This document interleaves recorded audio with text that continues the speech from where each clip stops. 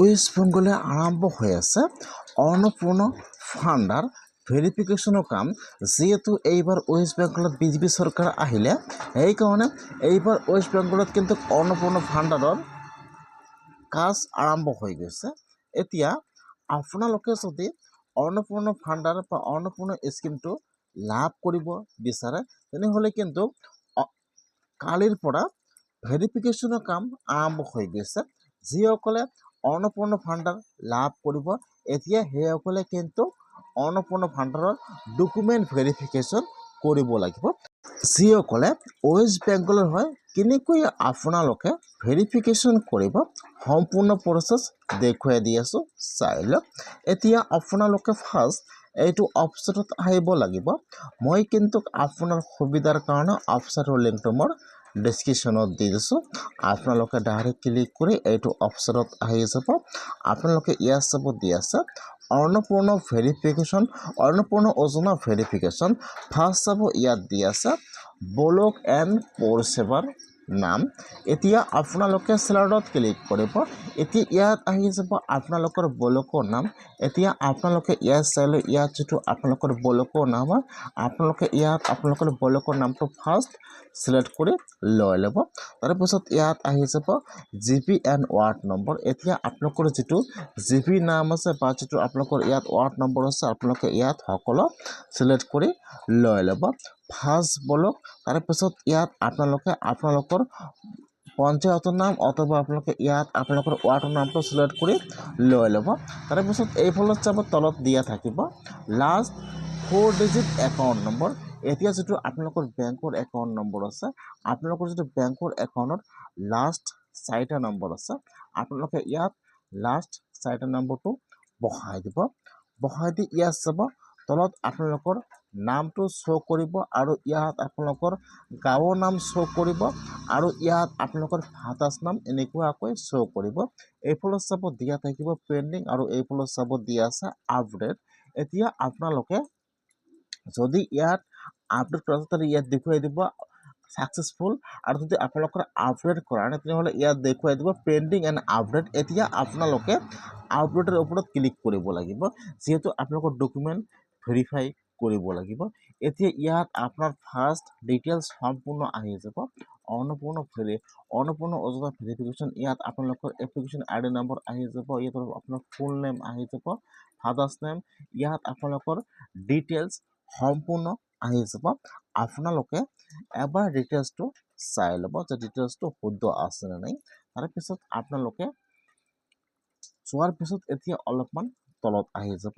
এতিয়া আপোনালোকে ইয়াত কিছুমান তথ্য ইয়াত ভৰাব লাগিব আৰু ইয়াত ডকুমেণ্ট আপলোড কৰিব লাগিব। ফাৰ্ষ্ট চাব দিয়া আছে আধাৰ কাৰ্ড নম্বৰ। ফাৰ্ষ্ট আপোনালোকে ইয়াত আপোনালোকৰ আধাৰ কাৰ্ড নম্বৰটো বহাই দিব। তাৰপিছত যিটো আপোনালোকৰ আধাৰৰ ছবি আছে, আপোনালোকে ইয়াত আপলোড কৰি দি দিব। তাৰপিছত যিটো আপোনালোকৰ ভোটাৰ আইডি কাৰ্ড আছে, আপোনালোকে ফাৰ্ষ্ট ইয়াত আপোনালোকৰ ভোটাৰ আইডি কাৰ্ড নম্বৰটো বহাই দিব আৰু ইয়াত চাব দিয়া আছে এপিক ইমেজ। আপোনালোকে ইয়াত কিন্তু যিটো আপোনালোকৰ ভোটাৰ আইডি কাৰ্ড আছে, আপোনালোকে ইয়াত ফুলটো আপলোড কৰিব লাগিব। যিসকলে খালি ফ্ৰণ্ট পেজটো আপলোড কৰি আছে সেইটো কিন্তু নহ'ব। আপোনালোকে ফ্ৰণ্ট পেজ আৰু বেক পেজটো আপোনালোকে একেলগে বনাই আপোনালোকে ইয়াত দুটা একেলগে বনাই আপোনালোকে ইয়াত ফটো আপলোড কৰি দি দিব। ফাৰ্ষ্ট আপলোড কৰিব ইয়াত আধাৰ কাৰ্ড, তাৰপিছত ইয়াত আপলোড কৰিব আপোনালোকৰ ভোটাৰ আইডি কাৰ্ড, তাৰপিছত ইয়াত আপোনালোকৰ ইয়াত চাব দিয়া আছে আপোনালোকে ইয়াত সকলোবোৰ তথ্য ভালকৈ ইয়াত বহাই দিব। ইয়াত চাব দিয়া আছে this is account link to Aadhaar. আপোনালোকৰ বেংকৰ একাউণ্টৰ সৈতে আপোনালোকৰ আধাৰ কাৰ্ড লিংক আছেনে আপোনালোকে ইয়াত চিলেক্ট কৰি ল'ব লাগিব। যদি লিংক নাই তেনেহ'লে আপোনালোকে ইয়াত ন' চিলেক্ট কৰিব, আৰু যদি আপোনালোকৰ বেংকৰ একাউণ্টৰ সৈতে আপোনালোকৰ আধাৰ কাৰ্ড লিংক হৈছে তেনেহ'লে আপোনালোকে ইয়াত ইয়েছ চিলেক্ট কৰিব লাগিব। এতিয়া আপোনালোকে ইয়াত ইয়েছ চিলেক্ট কৰিব আৰু ইয়াত চাব দিয়া আছে SIR ট্ৰেভেল, মানে আপুনি কি পূৰ্বে SIR ট্ৰেভেলত আবেদন কৰিছে অথবা CIR অধীনে আবেদন দাখিল কৰিছে নেকি। যেতিয়া আপোনালোকৰ SIR আবেদন হৈছিল, এতিয়া আপোনালোকে SIRত আবেদন কৰিছে নে কৰা নাই, এই সকলো তথ্য আপোনালোকে ইয়াত দিব লাগিব।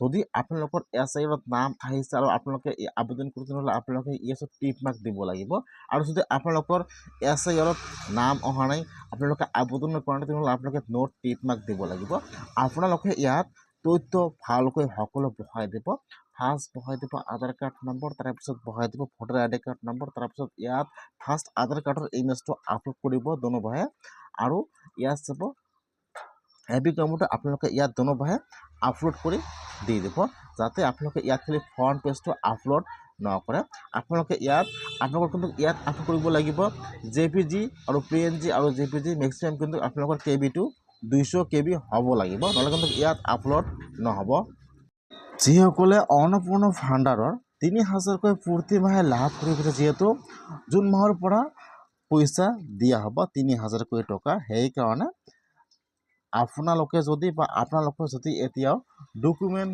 ভেৰিফিকেশ্যন কৰা নাই তেনেহ'লে আপোনালোকে অতি সোনকালে এনেকুৱাকৈ ভেৰিফিকেশ্যন কৰি লওক নহ'লে কিন্তু আপোনালোকে অন্নপূৰ্ণা ফাণ্ডাৰৰ স্কিমৰ পইচা আপোনালোকে লাভ নকৰিব যদি বেছি সময় নাই অহাকালি লাষ্ট ডেট হয় সেইকাৰণে যদি আপোনালোকে ৱেষ্ট বেংগলৰ হয় তেনেহ'লে আপোনালোকে অতি সোনকালে অন্নপূৰ্ণা ফাণ্ডাৰৰ কাৰণে আপোনালোকে এনেকুৱাকৈ আবেদন কৰক যিসকলে আবেদন কৰা নাই সেইসকলে আজিয়ে এনেকুৱাকৈ আপোনালোকে আজিয়ে ভেৰিফিকেশ্যনটো ৰেডি কৰি ৰাখি দিয়ক আৰু কিন্তু বেছি সময় নাই মই আপোনাৰ সুবিধাৰ কাৰণে কিন্তু লিংকটো মোৰ ডিছক্ৰিপশ্যনত দি দিছোঁ ডাইৰেক্ট ক্লিক কৰক আৰু ইয়াত আহি আপোনালোকৰ ডকুমেণ্ট ভেৰিফিকেশ্যন কৰক